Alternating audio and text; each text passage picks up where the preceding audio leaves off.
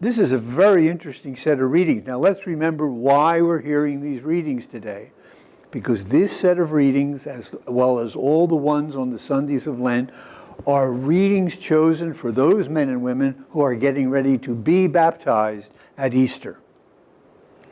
These are part of the teaching of the church for the newcomers. And so all of us are listening to stuff that happened to us a long time ago. We have already been enlightened. The light of Christ has already shone upon all of us.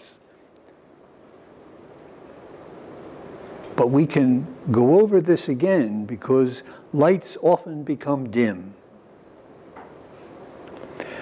The first thing to notice about this episode with the blind man is that the blind man doesn't come to Jesus for a cure. Jesus goes to him. God always takes the initiative. Even when we think we are returning to God, when we're sorry for our sins, the prompting that caused us to go in that direction is God's work within us. Just the ability to believe in Jesus is God's work within us. Everything, Paul says, is gift. So that Jesus, God, in Jesus, takes the initiative and goes to enlighten the man. Remember that baptism, especially in the early church, was called enlightenment, not just washing in water, not just going down into death underwater, but it was also called enlightenment. And that's the background for this reading. And notice, as soon as the man is enlightened, as soon as he gets his sight, he gets into trouble. Because people don't like change. We see this in our own church today.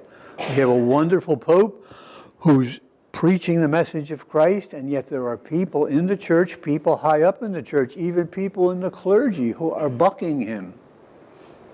They don't like change. The Pharisees had an idea that if you had a calamity like blindness, you're a sinner. That was their theology. And this throws the whole thing upside down. The sinner has now become a saint because he got his sight back. Really disturbed them, and that's why they gave the man such a hard time. Notice also that the man's relationship with Jesus changed over time. In the beginning of that long gospel, he calls him Sir. A man did this to me. A man gave me my sight. Later on, after a little bit more interaction, he recognizes that Jesus is someone that has been sent by God. He calls him a prophet. And then at the end of the gospel reading, he recognizes Jesus for who he is, the Son of God, the Messiah. And in our own life in Christ, in our own going down into the pool and coming up again, in our own experience of enlightenment, it's always a gradual process. We're supposed to be moving more and more deeply into the life of Christ. The life of Christ planted in us in baptism is supposed to be growing and blooming and blossoming and enlarging us as we go through our journey through this world. And that's exactly what happened to this man in miniature. He goes from seeing Jesus as a mere human being to recognizing him as the Son of God.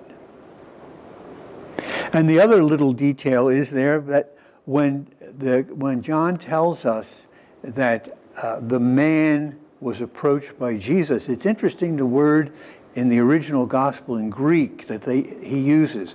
He doesn't call him a man in the sense of a male. He uses a word which means a human being. So this is supposed to be something which is meant for all of humanity. Nobody is excluded of the saving mercy of God. No one is on the outside. Everybody is invited in, and in some way God approaches everyone through Christ. At the beginning of the Easter period, when we get to the end of Lent, the first thing we do to celebrate Easter is to light a big fire outdoors. and then light this gigantic candle which represents Christ, the light of the world. And then what happens next? We all take a light from that big candle and pass it around, and it spreads through the whole assembly.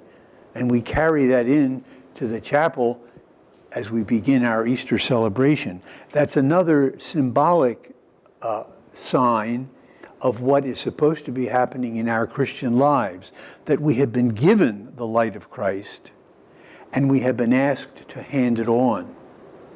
How do we do that? Well, Paul reminds us in the second reading that we, in doing this, in becoming a Christian, in being a Christian, there is a certain ethical component. You've got to act like Christ. You've got to do the right thing. Not just obey rules and regulations, even the Ten Commandments, but to have that kind of overflowing love that Christ had, to nurture that in our own lives so that we treat everyone in the same way that Jesus did. And that spreads the light of Christ. That carries the light of the world to the world. So there's an awful lot wrapped up in these Sunday readings. And they're not meant just for the men and women who are going to be baptized. They're meant for all of us. So let your light flame out. Let your light show the world that you are truly a disciple of the light of the world.